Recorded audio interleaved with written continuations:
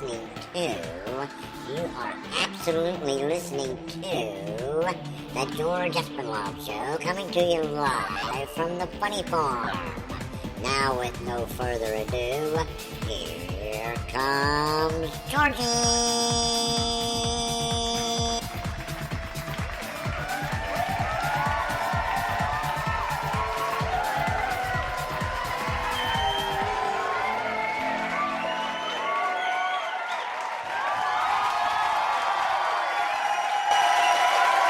All righty, thank you.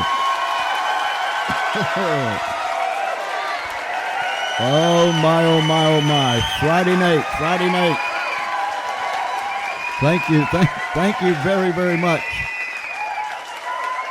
Whoa, my, oh my. Thank you, Charlie, for that fine introduction. Thank you for all the claps, cheers, and all that good stuff that you're listening to the George Espenlaub Show. And whether you are down the street, around the corner, across America, or somewhere around this world, thank you for tuning in tonight. And I would ask you, first I would apologize for being late, but I had a visitor. His name is Murphy. Have you ever had a visit from Murphy? Sometimes he stays for a little while, and other times he stays for quite a while. Tonight, he stayed just long enough to get us late, but it's better late than never. That's what Grandma used to say. And so what I want you to do, since I apologize, what I want you to do is reach out and touch someone, however you touch them nowadays. Call them, text them, PM them, holler across the fence, across the street. However you reach out and touch people and tell them that the George Espenlaub Show is on right now.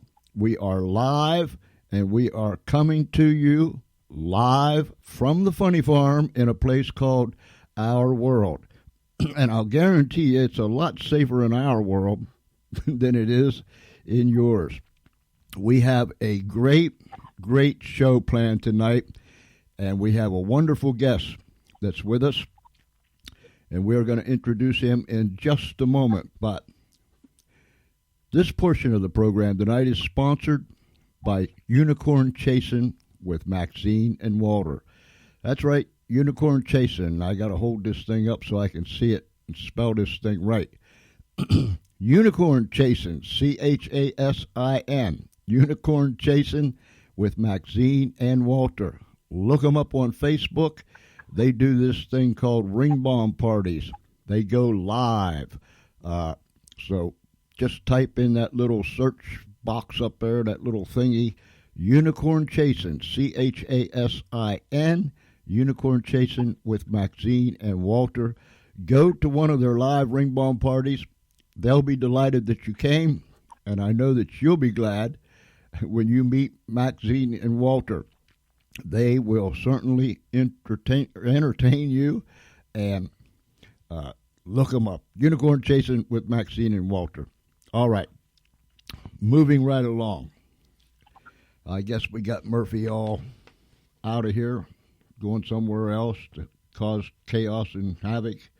Let me get my paraphernalia. Wow, it's been a busy week here on the show. A real busy week. And we've got a real busy week coming up next week. Okay. All right, here we go. Ladies and gentlemen, boys and girls, friends, Romans, and countrymen, I want to introduce to you tonight a man that is in a very interesting field. And it is relevant for each and every one of us. That's why it's so important for you to tell someone that we're on the air right now, live, with Mr. Alan Banks. He is the CEO of Proactive Protection Agency. And he is going to be explaining things that we all need to hear. And we need to take them to heart. Alan, thank you so much for being on the George Espenlaub Show tonight. Thank you very much, George, for having me. I really appreciate the opportunity to speak to your listening audience. These are, for lack of a better term, these are some troublesome times, not only in our country but throughout the world. And first of all, tell us about Allen Banks, and then tell us about Proactive Protection Agency. Sure, I'd be happy to. Let's see. I'm a specialist, a security specialist, and with, let's say about 46 years experience in executive protection and high-level security. I have a full-on explosive detection division that's run by my partner who was with the Department of Defense. And I started working with celebrities and basically, we put together a company. I went to one of the best training academies in the United States in Oakland, Virginia. My instructors were former Secret Service and high military trained individuals, and they put me through an abridged version of a Secret Service training program. So I got to train with some pretty knowledgeable individuals that do it like the best guys do it. And got certified as a specialist, and I continued on with my career, my field as an agent, and worked with celebrities in the music, TV industry, corporate executives, Fortune 500, 100, and all the way up to high-level, threat-level dignitaries. And, wanted to put something together because I've done a lot of training, and I continue to do training even today. I do workshops and symposiums and coordinate with law enforcement officials and chiefs of police and that sort of thing. And I'm always enhancing my knowledge and training in the field. And the reason I got into this is because I like helping people. I take the years of experience that I have and try to keep people out of harm's way. And I have a friend that's was a reporter with KFWB News, and he knew that I had put together through years of research with regards to active shooter incidents, and looked at all the things that I could find that would fall through the cracks, as far as warning signs for early detection that people didn't know, preventative measures so that you wouldn't even have to react to an active shooting incident because you were able to discern what things led up to that. And if you could catch it early enough, you could prevent that incident from even occurring. Or also the emergency action plans, which are the emergency procedures that are in place when a shooter is engaged at a facility, having the best outcome for that based on the training and knowledge you have on what to do when that shooter's there. So I went out and, I put program together, and, we're going to be working on an online, program for all facilities. It doesn't matter where it is, whether it's a school, a place of worship, a business, large venues, movie theater. Any place where it's populated is what shooters are looking for, because unfortunately, they're looking for the highest number of individuals for targets, and unfortunately those targets are people. Mm-hmm. So a friend of mine got me on, and I was able to go on and on KFWB News and talk to people about pointers and tips and things that they could have. I just got tired of hearing the results of shooting incidents where people lost lives and people felt hopeless, like there was nothing that could be done. And I realized, hey, you've got 46 years experience as a specialist. Let me give some of those tips and some of those security ideas and programs to people so they can benefit from them. It is so sad. It's so sad. When you and I grew up, it was a different world than it is now. But it's so sad, yes. And so many times, the breaking news will come on, and here's another incident. California, Pittsburgh, Florida. It doesn't matter.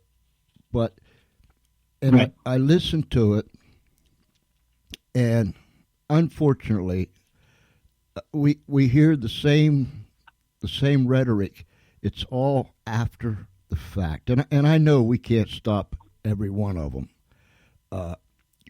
But with your training and your expertise, you take people and you get them to see and to realize and to understand that there are things that we see. We might not know it. There are things that we see, things that we hear, things that we sense, and you teach people how to let those things. What's a good word? Come out of them, that they're aware of what's going on around them. Does that make sense, Alan? It totally does, and that's the thing that, first and foremost, we want to let people know.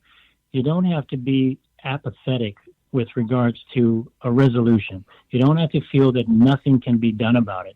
Yes, it's true that the shooting incidents come out of, any place where there's populated people. I mean, my wife and I, when we go out to dinner or, at a restaurant, I don't sit with my back to the door anymore. It's a new world. It's a new society with regards to what's going on with active shooter incidents. I'll go in and I'll make sure that I can see the entrance as far as who's coming, who's going. I'll scope around, and this is natural for me to do it because I've been doing it for many years. I'll take a moment to look at the exit signs so I can quickly discern where an evacuation area would be. And then I'll say, okay, honey, let's have something to eat. And it's just very natural for me. And she's been educated in that way. And that's one point I want to address, along the program tonight is environmental awareness, because that's something that we can all gain from.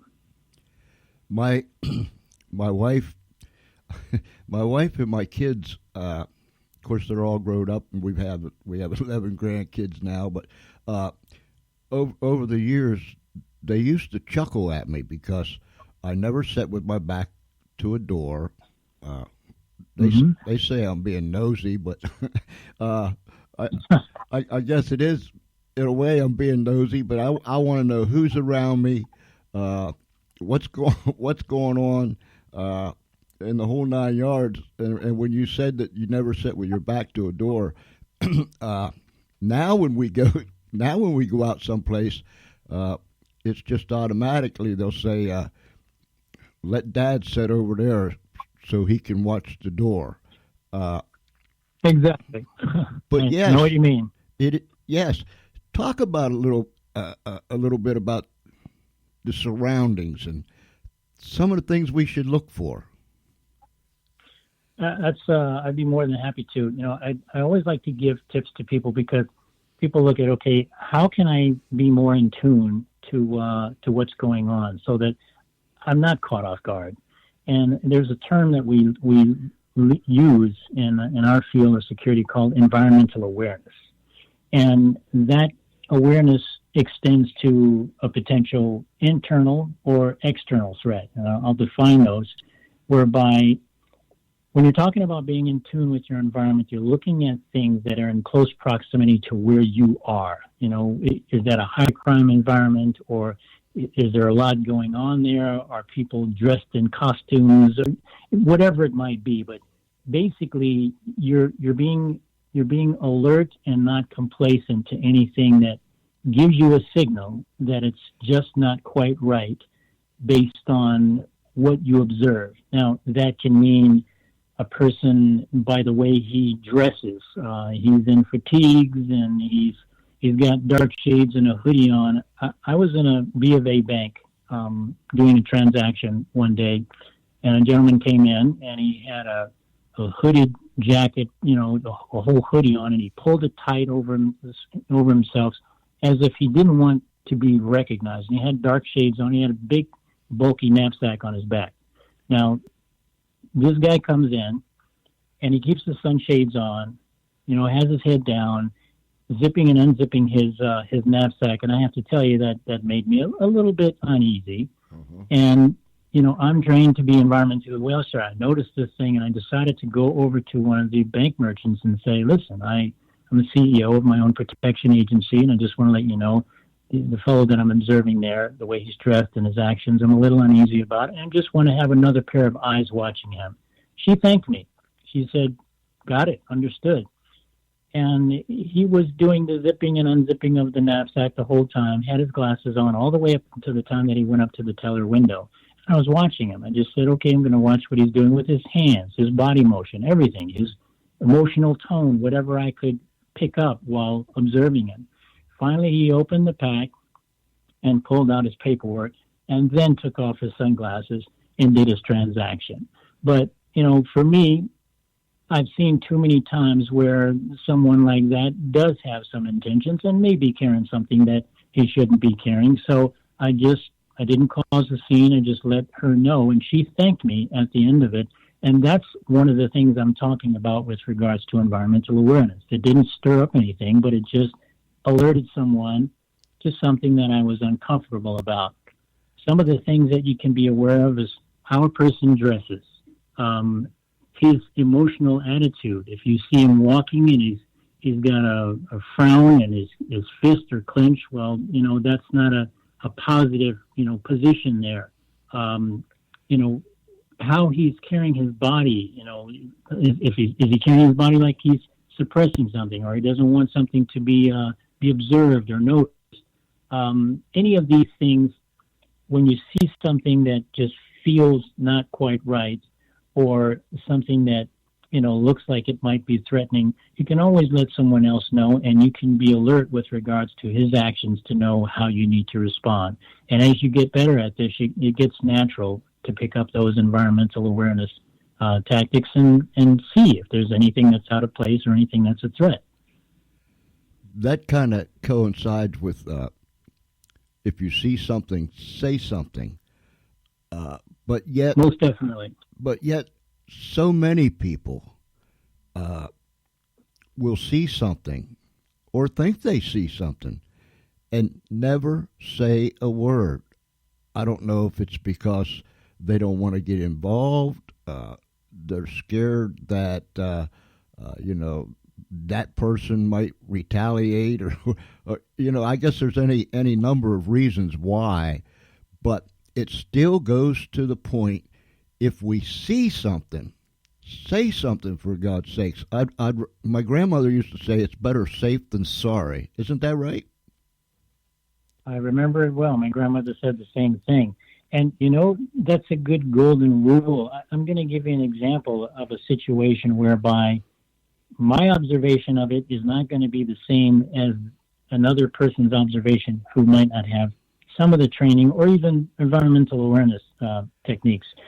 At the Gilroy Garlic Festival, which was one of the recent shootings here, the individual who did gain access through cutting through a back of a fence and no one saw him there were law enforcement officials there, quite a few people. And, they had law enforcement inside, they had law enforcement outside. I mean, I think they even had, from what I understand, a police substation inside. However, this guy gained entrance through a back, way of a fence through a creek that he was able to gain entrance without anyone seeing him. Now, the thing is the officers there are all in uniform, and this guy is in civvies. He's in civilian clothes, and he's carrying an assault rifle. Okay, now, once he gained access, he walked right past people carrying his weapon in civvies. No police uniform, no identification of that. To me, I would have said, whoa, what is this guy doing here with civilian clothing, an assault-type rifle? There is no SWAT team here. No law enforcement are carrying weapons in that way, and everyone's in uniform so that we can readily identify it as law enforcement officers. That's an outpoint. That's a warning sign. And again, when you see something that you think is just not quite right, don't be complacent. I mean, this is not fault-finding, but I'm just telling people this so that they take it up to the next level of environmental awareness. If you feel something is not quite right, doesn't quite look right, isn't the norm, or you just want to get some more verification that it's safe and okay, question it, report it, do it immediately. Don't have a communication lag on it, because seconds, those valuable seconds can allow an individual to take cover, evacuate, or maybe not even be in the line of fire. All of those things add up to a better outcome. What about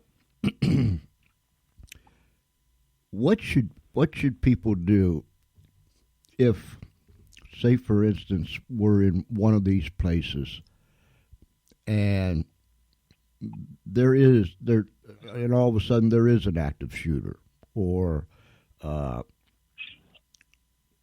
active somebody that wants to harm all those around them. What should people immediately do? It's a very good question, and I'm very happy that you posed that question because many people ask that. What do I do if, or what if I see someone that I'm concerned about? I mean, and that can go all the way up to a person holding a firearm in their hand. I mean, people will still question: is this a drill? Is this for real? Is this what's going on? And let's take an example here because this is an important one. People don't know what gunfire recognition is. Mm-hmm. And many times on these shooting incidents, almost verbatim, people will say, well, I thought it was fireworks, or I thought it was a car backfire or something like that. So this falls under the heading of gunfire recognition. That's the actual term. What this means is you're listening to the sound you hear to determine if, in fact, it's gunfire. Now, law enforcement personnel, they've indicated that some fireworks are more rapid. When you hear fireworks, they're fast and random, as opposed to gunfire, which is a constant tap, tap, tap, tap, tap. It's a constant sound. Firecrackers don't have any pattern. If you listen to gunfire, it's more of a pattern with a similar tone each time.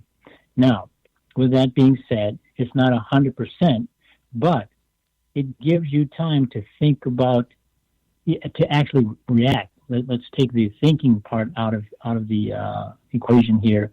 You hear that, it's broad daylight. It's not. They haven't announced it's going to be fireworks. Okay, fireworks. Okay, evening. This is daytime. Okay, this is gunfire. Just treat it as gunfire, and you go into your evacuation, take cover sort of mode. It's when a person is unaware of this, it can cause a moment of hesitation when seconds count. Now, in addition to that, it's also extremely important when evacuating. Let's say you hear that, okay, I got to get out of here. I got to evacuate. When waiting, listen to the sound and determine as much as possible where the gunfire is originating from. If while you're evacuating, the sound becomes louder, chances are you're going towards the gunfire. Mm-hmm. If while you're evacuating and it becomes less audible, you're most likely moving away from the gunfire. And at that point, you want to take yourself off the mark. You don't want to be running out in the opening in the line of fire. You want to take cover behind large objects that can protect you. Evacuate away from the gunfire. You drop your center of mass, your body mass, so that you're not a target. And these are things that you can actually teach family members when you're going to a summer event or some of the events like concerts, festivals, fairs, sporting events, amusement parks, what have you. Drill it with your family. If it's a little kid, just you don't want to scare them or alarm them. Just say, hey, so you don't get separated from mom and dad. If we want to do this drill, this is what we're going to do, and this is how we're going to, get out of the way so people don't stampede us. I mean, it's a way to teach your kids and your family members so that they actually drill it. And you go out in public and you have that. I mean, that's what we have to do this day and age.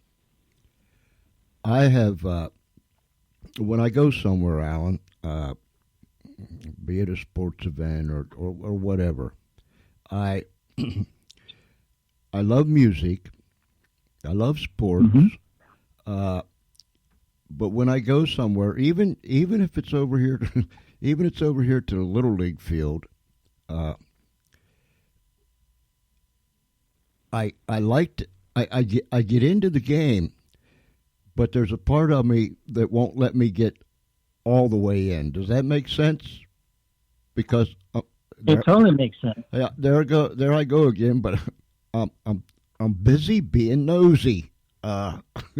I watch cars. Not a bad thing. I watch cars come in and out of the parking lot. I watch people walk around, da da da da da, and all that good stuff. So part of me is into the ball game or into a concert or into the music.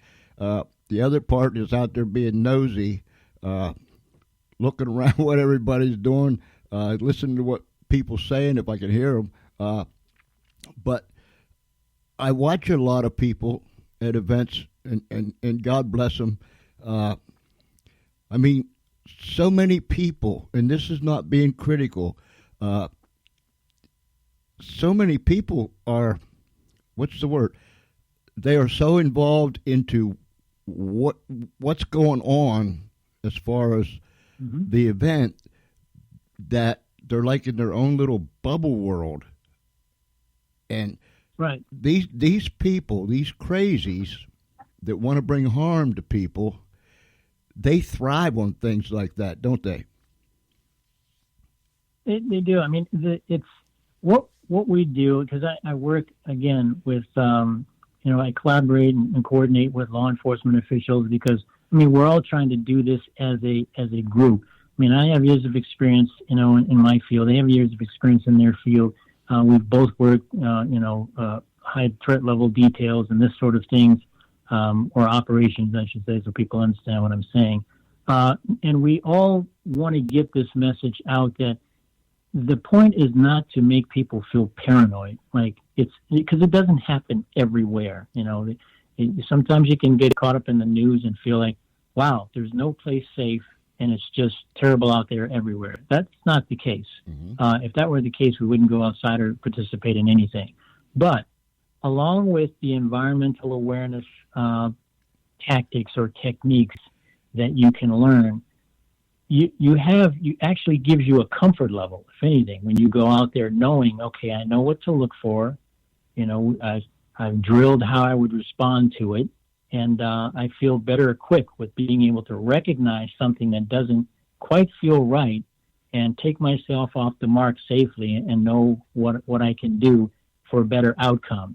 And, there's no guarantee that there's any set menu of how you do this. But if you have some tools to work with and you drill them and they become yours, you can utilize them out there, then you don't have to be paranoid, because if anything, you have a little bit more certainty on being able to handle something so that you're not the complete effect of it. And that's all we're trying to do here. Do you speak to people about, some people when things happen, I mean, they panic so bad that they literally go blind and deaf. I mean, they just, they step into another realm. Do you speak to people about trying to maintain your emotions, that fear just doesn't overwhelm you? Most definitely. And we try to give them what, on a gradual approach, what they can confront. I mean, some people have a high confront of evil, I would say law enforcement or people in the security industry or government officials that go out and actually, put themselves in harm's way to protect others. That's a person who has a pretty high confront of evil. And this is definitely an evil, violent act when people are out there with that intention of harming people or in the process of doing it. So the one thing that we try to get people to do is just confront it a little bit more, because you can't handle anything without the confront. First thing you have to do is confront it. So we give them gradual, bits of information on what to confront. We don't need to go over all the graphic details of what the outcome could be, but we're giving them some tools to work with when they have to confront it, and letting them know that you don't have to stand there and not know what to do like a deer in the headlights. You're going to have this information. And I'll give you an example. A lot of schools, businesses, in fact, most schools, businesses, places of worship, and large venues are coming on board with regards to having an emergency action plan. Now, that's when you're actually responding to the shooter engaging. An active shooter is someone who is actively engaged in taking lives in a populated area, and the weapon of choice is a firearm. So when you have someone that's doing that, that's hard to confront. But the best way to ensure that your adrenaline is not going to take over to the point where you freeze. It's either fight or flight sort of thing. You're going to do something positive about it because you not only have that data, but you've drilled it. You get it into muscle memory to the point where you actually enhance your automatic stimulus response to do things even if you're crying and running at the same time and evacuating and doing all of those things that will take you off the mark and put you in a safer area or give you a better chance of escaping that situation. You're going to do those things because it's an automatic stimulus response muscle memory, and that can be taught. That is something that people can learn, and they are learning by doing these emergency action plans, having law enforcement come out, doing the drills, going through them realistically, so that when it happens, they know when to run, they know when to hide, they know when to fight if they have to. Wow. So much information, Alan. Do you? I have welcomed the opportunity to talk to people. I go out to schools, I go out to businesses, I go out to places of worship, I go out to chambers of commerce and do podcasts, live interviews, TV interviews, whatever I can to take knowledge that I have and give that to people and train people so that they have more to work with. Because and it's been done before, I'll go into some examples here later on, but if it can be done where you are lessening the outcome of lives being lost, or even when you put preventative measures in place and you catch it in time, it actually prevents that shooting incident from happening and thereby, again, saving lives. If I can contribute to that, I'm going to be out there doing it. Going back to the news, come into breaking news, and one of these tragedies take place, and then I listen as the news people talk to neighbors, for instance, and they said that person was so nice, that person was so kind, that person was no, I never saw a thing. No, I didn't expect anything. No, I didn't. It goes on and on and on and on. Do you think? And sometimes I sit there in amazement. And okay, that's the viewpoint of one neighbor, two neighbors, three neighbors. But do you think that someone that's entwined with that person, whether it be at work, a relative, so on and so forth, do you think there's telltale signs that we might be missing sometimes?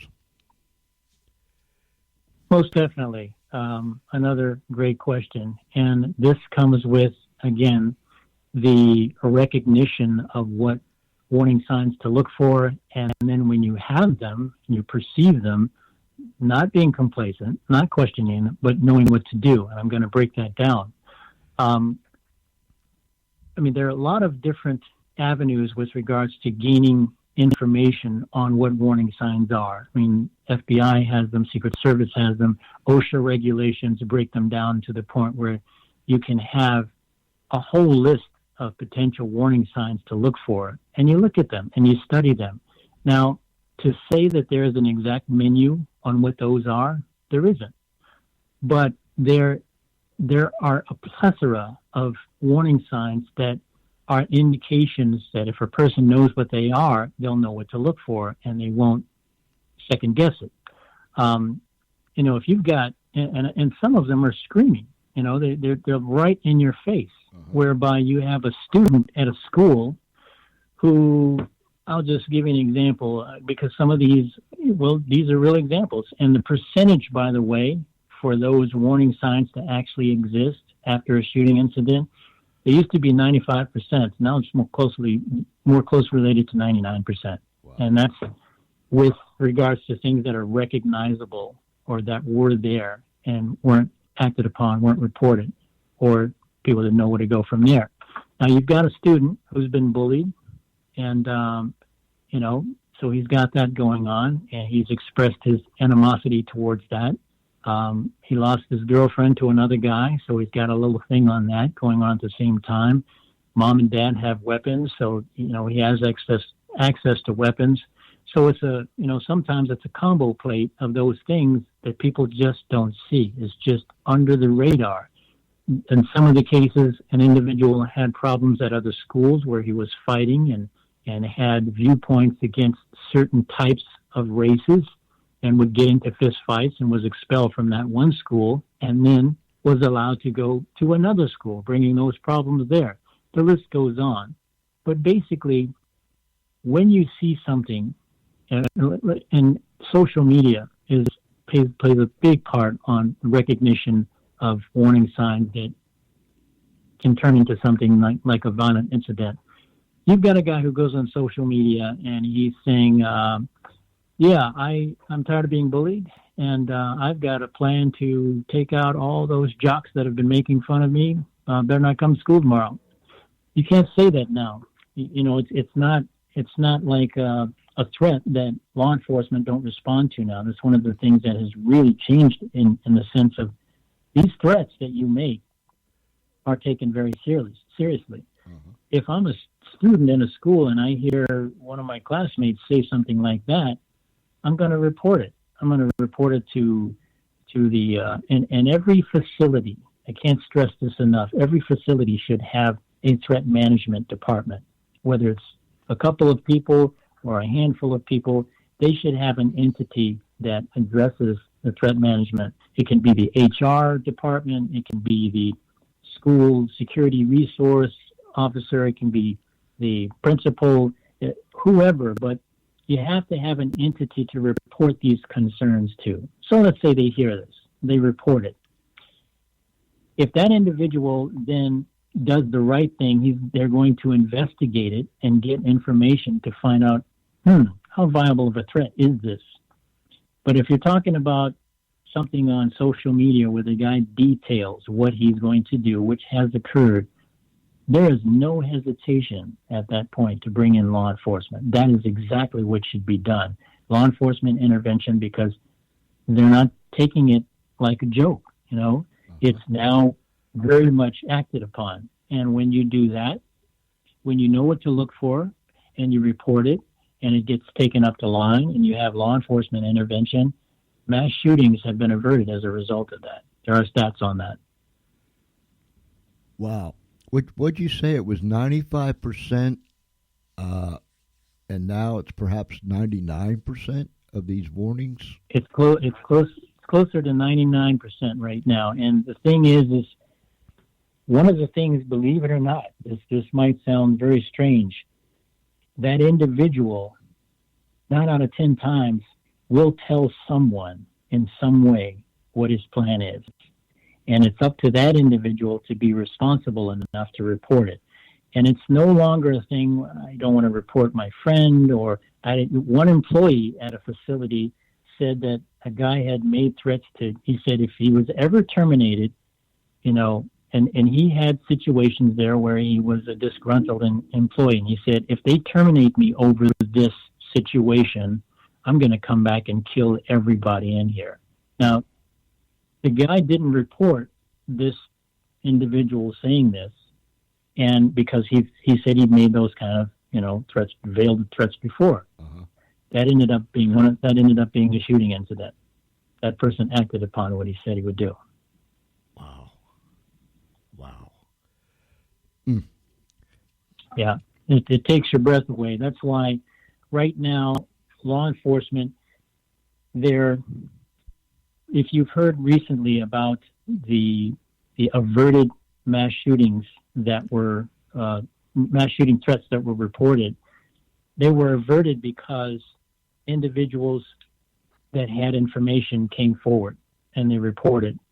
There was one in Florida. There have been a couple in California. There was a 37-year-old man who was working at a Marriott hotel, said that there was an issue with regards to human resource that he wasn't in agreement with, and said that he was going to come and shoot up people that were in the hotel and people that were going to be coming into the hotel. And that was just... That guy reported.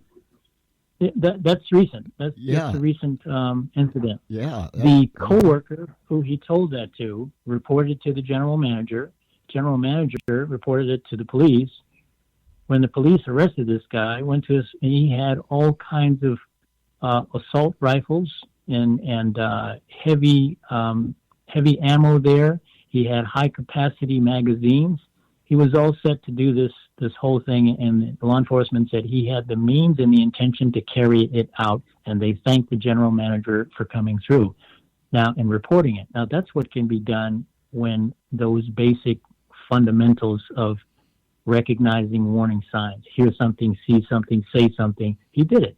They went to the right source, and they prevented a mass shooting from occurring. If this can be done once, it can be done again. And that was just this week, I believe. That took That's place. correct. Yeah. It was last Monday, I believe. Yeah. My goodness gracious. Yes, that's a perfect example of how these things can be squished before they actually throw themselves or get their plan worked out and do so much damage and hurt and harm to a lot of people. Exactly. So that was two. And law enforcement. Well, I'm sorry. Go ahead.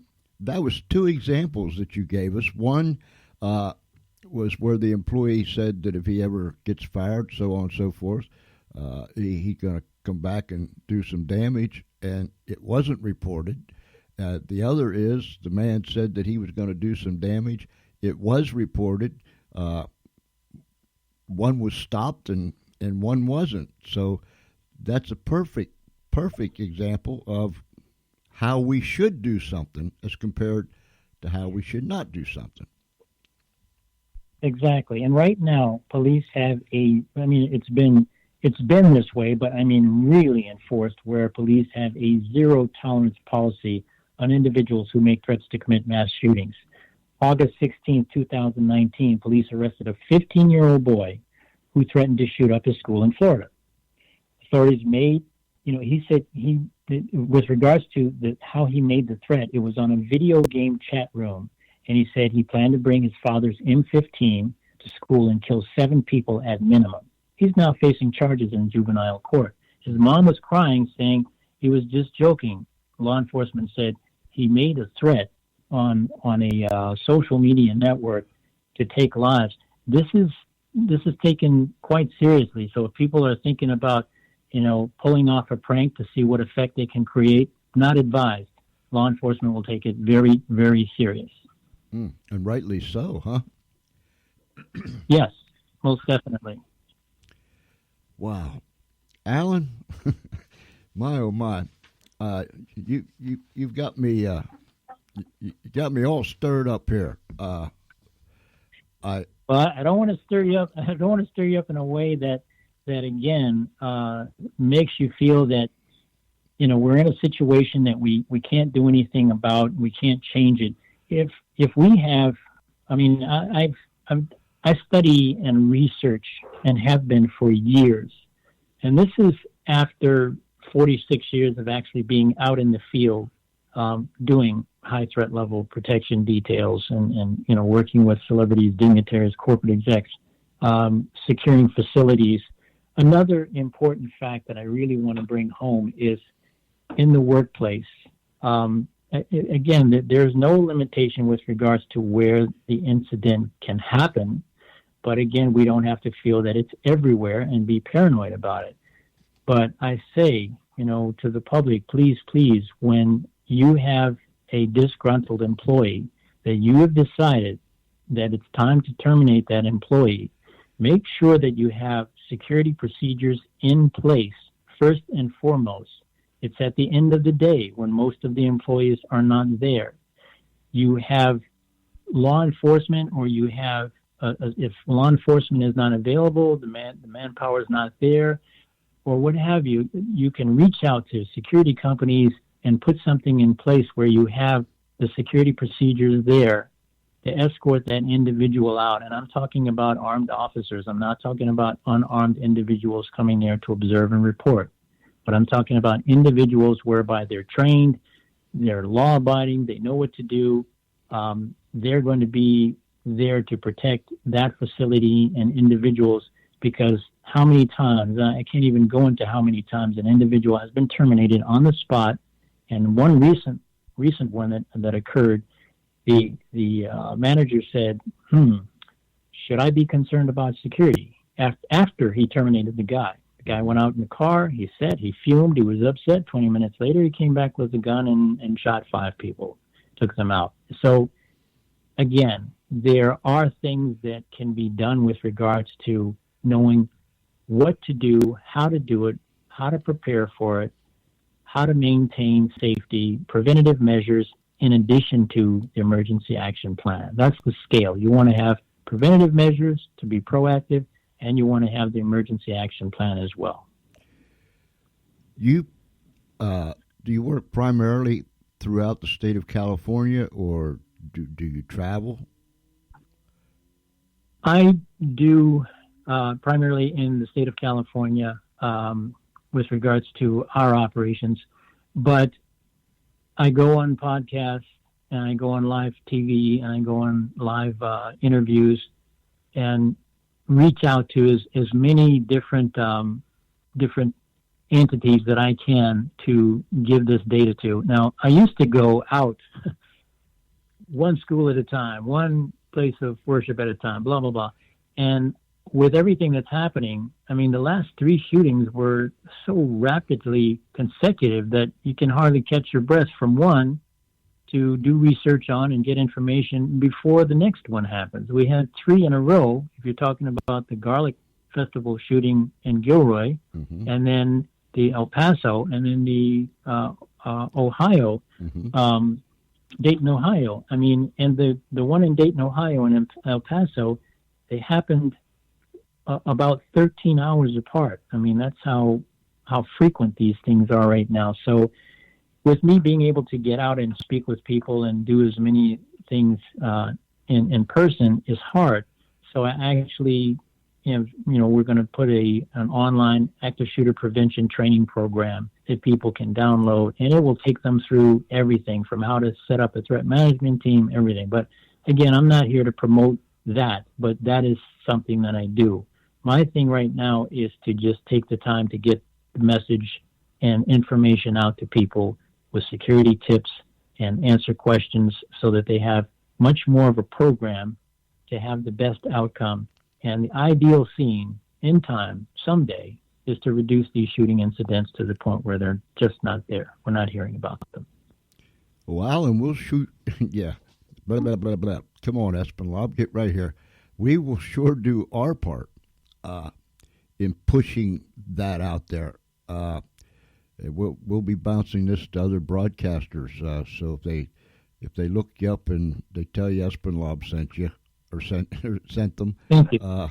You'll know that we're pushing. This is so needed. Thank you. It's so relevant for each and every one of us. And Alan, will you do me a favor?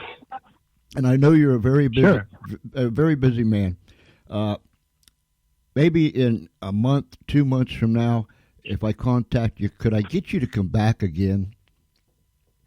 Oh, it doesn't have to be that far off the mark. I do these on a regular basis, and I keep up with what's current, what's going on out there. I collaborate with, again, law enforcement officials and so forth, so that they're doing their part in getting information out there and training facilities and so forth, and I'm doing the same thing.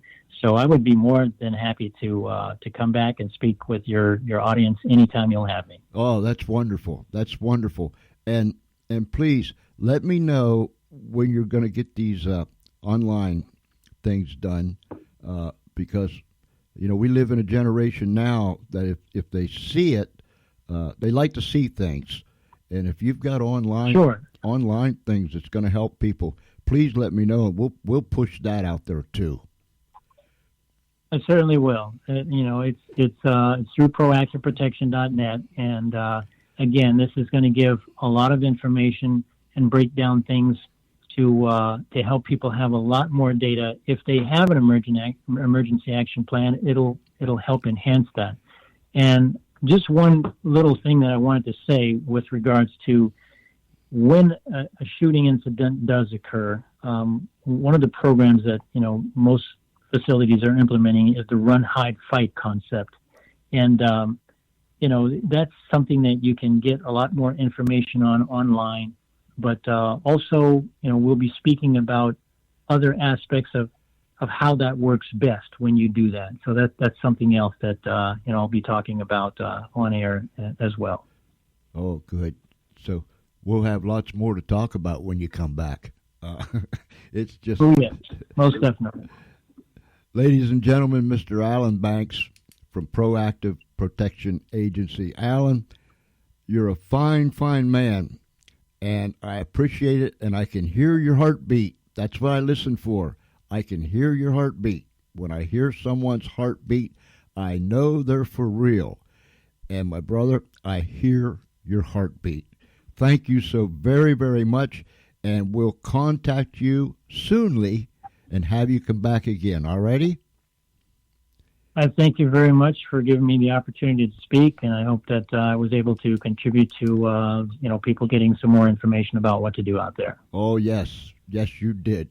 Thank you very, very much, Alan. God bless you. My pleasure. And we'll stay in touch.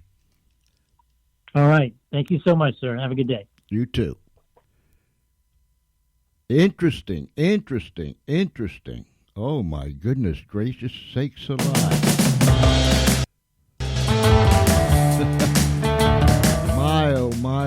My. Hey, listen, have you ever been to a ring bomb party? Well, you say, what in the world is a ring bomb party? Well, it's kind of hard for me to explain it, but I know these people. Names Maxine and Walter. They do this ring dig. Yeah, ring dig. They do this. They do this on a regular basis. They have these ring bomb party thingies live on Facebook. Now, it's hard for me to explain how it works. I've been to some of these parties and I've seen how it works, but I can't explain it in words. So here's what you got to do. You got to go to Facebook, and up there in that little search thingy, type in Unicorn Chasin'. Unicorn Chasin', CHASIN, with Maxine and Walter. That'll take you to their business page. And Maxine has informed me before the show to make sure, number one, that I bring Walter home in time, and number two, to make sure I tell all you folks that they're going to do one of them live ring bomb parties all somewhere around 9:30, quarter to 10 tonight. So look them up, Unicorn Chasing with Maxine and Walter. They'll be delighted that you came, and I'll bet you'll be glad that you came too. So thank you very much.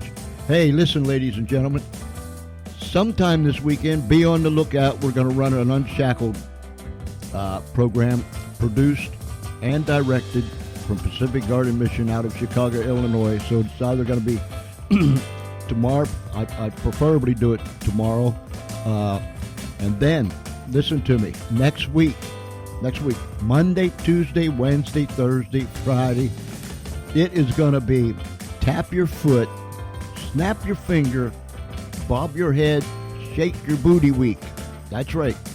We're going to run shows Monday, Tuesday, Wednesday, Thursday, and Friday.